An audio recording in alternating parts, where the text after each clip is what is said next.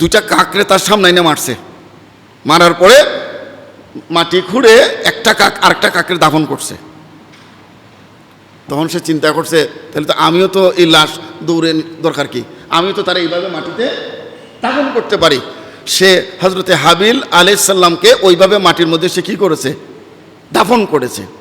করার পরে ওইদিকে ওনাদের আব্বা হজরত আদম আলাইহিস সালাম মক্কা শরীফে, কোথায়, উনি পায়ে হেঁটে বহুবার মক্কা শরীফ গেছেন হিন্দুস্তান থেকে। ঘটনা ঘটছে আপনার শ্রীলঙ্কা সিংহলে, আর আদম আলাইহিস সালাম কোথায়। এখন উনি দেখলেন কিছু পরিবর্তনগুলো কি, তিনি আগে হাবিল হত্যার আগে পৃথিবীতে কোনো কাঁটাযুক্ত গাছ ছিল না। আমিও আশ্চর্য হয়ে গেছি তাফসীর পড়ে, পৃথিবীতে কাঁটাযুক্ত কি ছিল না। হাবিল হত্যার সাথে সাথে কিছু গাছের ভিতরে আল্লাহ তাআলা কাঁটা বের করে দিয়েছেন। 2,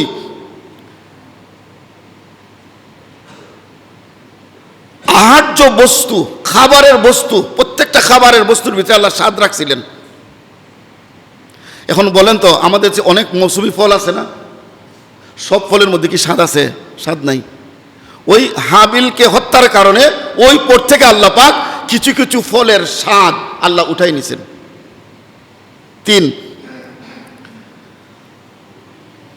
কাবিল হাবিলকে হত্যা করার আগে গাছের কোনো পাকা ফল জমিনে ঝরে পড়তো না।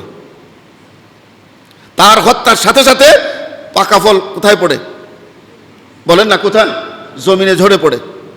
এগুলো হচ্ছে কাবিল হাবিলকে হত্যার খেসারত। পৃথিবীতে যত পানি ছিল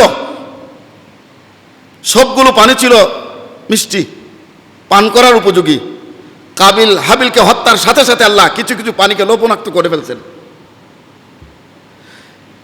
আরেকটা পরিবর্তন আদম আলাইহিস সালাম লক্ষ্য করেছেন, সেটি হচ্ছে পৃথিবীর অনেক ভূখণ্ড আল্লাহ তাআলা বালুময় করে দিয়েছেন।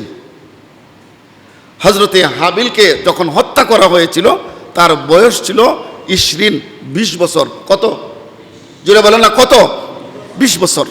হাজিরিনে কেরাম, পৃথিবীর প্রথম এই কোরবানি হাবিল এবং কাবিলের মাধ্যমটা ছিল বিবাহজনিত একটা কারণ। এখন এখান থেকে আমি আর কথা বাড়াবো না। আপনারা গত জুমায় আমি বলেছি, আমাদের দেশে এখন নারীর আইন ফাঁস করার জন্য, নারীর অধিকার আইন ফাঁস করার কি চলছে, কাজ চলছে। এটার ভালো মন্দ কি আপনারা নেট থেকে যদি ডাউনলোড করেন দেখতে পারবেন। শুধু একটা জিনিস আমি বলি, সেটা হচ্ছে একটা শ্রমিক সারাদিন কাজ করে যেরকম মজুরি নিতে পারে, একটা মেয়ে তার শরীর বিক্রি করে সে টাকা নিতে পারবে। নাউজুবিল্লাহ বলেন, আরো জোরে বলেন না নাউজুবিল্লাহ। তো একটা মেয়ে যদি তার দেহ বিক্রি করে, এটার যেটাকে বলে পতিতাবৃত্তি, এটা কি ইসলামে জায়েজ আছে? জোরে বলেন না, এটা কি জায়েজ আছে? আর এই কাজটা যদি উন্মুক্ত করে দেওয়া হয়, রাষ্ট্রীয়ভাবে অনুমোদন দেওয়া হয়, তখন পাড়ায় পাড়ায়, মহল্লা মহল্লায়, শহরে বন্দরে পতিতালয়ের সাইনবোর্ড থাকবে। তাহলে কি মুসলিম ঘরের মেয়েরা কি আর সুরক্ষিত থাকতে পারবে? জোরে বলেন না, সুরক্ষিত থাকতে পারবে? আমার শরীর আমার অধিকার। এই যে পশ্চিমাদের ছোবলে পড়ে অলিয়া উলিয়ার বাংলাদেশে এই যে একটা কোরআন বিরোধী, হাদিস বিরোধী নারী নীতিমালা সরকার বাস্তবায়ন করতে চায়, অসংখ্য উলামায়ে কেরাম তার প্রতিবাদ করছেন, ধর্মপ্রাণ মুসলমানরাও তার প্রতিবাদ করছেন, আমরাও তার প্রতিবাদ জানাই। বাংলাদেশের সাথে এই আইনের কোনো সামঞ্জস্যতা, বলেন না সামঞ্জস্যতা, এর দ্বারা বেহায়াপনা বাড়বে। আমার আপনার মেয়ে, আমার আপনার বোন বেপরদা হবে, দর্শিত হবে, লুণ্ঠিত হবে, ইজ্জত থাকবে না। আল্লাহ পাক আমাদের রাষ্ট্রীয় হুকুমতকে বোঝার জন্য তৌফিক দেন, এই আইন ফাঁস করা থেকে তারা যেন বিরত থাকে, আল্লাহ যেন তাদেরকে সমঝ দান করেন। জোরে বলুন আমিন।